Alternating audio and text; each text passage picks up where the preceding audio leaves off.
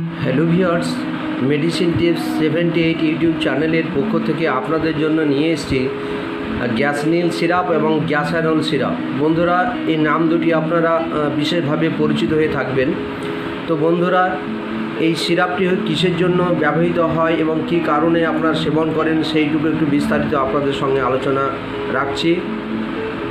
বন্ধুরা, এটি দেখতে পাচ্ছেন, এটি গ্যাসানল সিরাপ, এই গ্যাসনিল সিরাপ। তো এইটি হচ্ছে ওরিও ফার্মা ম্যানুফ্যাকচার, এটি 200 ml। বন্ধুরা, এটির দাম আছে 115 টাকা। আর এটি দেখতে পাচ্ছেন গ্যাসনিল সিরাপ, এটির দাম আছে 102 টাকা। এইটি হচ্ছে ফার্মাটেক কোম্পানির ম্যানুফ্যাকচার। তো বন্ধুরা, এই সিরাপ দুটি আপনাদের সেবনের বিধি এবং প্রয়োগ সে সম্পর্কে একটু বলে দিই। গ্যাসনল নিয়মিত সেবনে gastritis, gastric ulcer, duodenal ulcer, অম্লশূল বেদনা, অনিয়মিত আহারজনিত ডায়রিয়া, আলসারের পুনরাবৃত্তি প্রভৃতি নানা কারণের বা নানা রোগের উপযুক্ত চিকিৎসা এতে হয়। গ্যাসানলের বিশেষ গুণ, আলসার হওয়ার অন্যতম কারণ হচ্ছে, আপনারা জানেন যে বিভিন্ন ব্যাকটেরিয়া আমাদের পেটের মধ্যে বা শরীরের মধ্যে থাকে।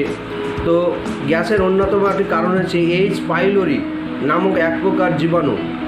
এই গ্যাসানলে এই জীবাণু ধ্বংস করার বিশেষ গুণ থাকায় আলসার দ্রুত নিরাময় হয় এবং আলসার বারবার হওয়ার সম্ভাবনা কিন্তু কম হয়।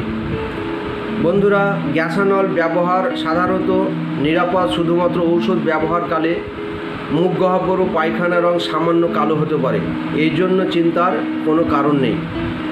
তো বন্ধুরা, গ্যাসানলের সেবনবিধি সম্পর্কে আপনাদের বলি। চা চামচের 2 চামচ ঔষধ সমপরিমাণ জল সহ দৈনিক 2 বার থেকে 3 বার খাবার আগে অথবা বলছে চিকিৎসার পরামর্শ সেবন করতে। তো বন্ধুরা, এটি খাবার আগেই নিয়ম। গ্যাসানল 200 ml এবং 450 ml বোতলে পাওয়া যায়, গ্যাসনিল সিরাপ 200 ml বোতলে পাওয়া যায়। তো বন্ধুরা, এই হলো আপনার আজকের গ্যাসনল বা গ্যাসনিল সিরাপের সেবনবিধি। খেতে একটু সামান্য স্বাদটা একটু ভিন্ন।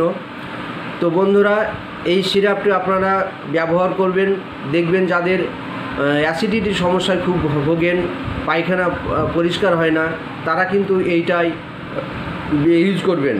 এবং আপনাদের বলে দিলাম যে আলসার, বন্ধুরা, আলসার আজকাল মোটামুটি আলসার প্রায় 30% রুগী আলসার আক্রান্ত। বিভিন্ন খাবার, জাঙ্ক ফুড জাতীয় খাবার, অনিয়মিত খাবার, মাছ, মাংস, ডিম তো আজকাল সব বাড়িতেই দৈনিক প্রতিদিনই ব্যবহার করে। তো বন্ধুরা, এই জাতীয় খাবার থেকে আপনারা একটু দূরে থাকবেন। সপ্তাহে একদিন মাছ মাংস খান 2 পিস করে। আর বিশেষ করে বন্ধুরা, সবজির দিকে নজর দিন, সবজি খাবার বেশি করে খান।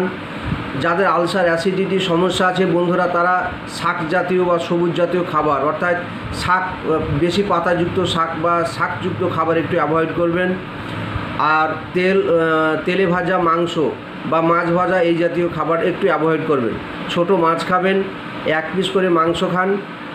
আর বিশেষ করে সবজির উপরে নজর দিন, জল বেশি করে খান। তো বন্ধুরা, আজকের ভিডিও এই পর্যন্ত। যদি আমার এই ভিডিও ভালো লাগে, লাইক, শেয়ার, সাবস্ক্রাইব করে দিবেন।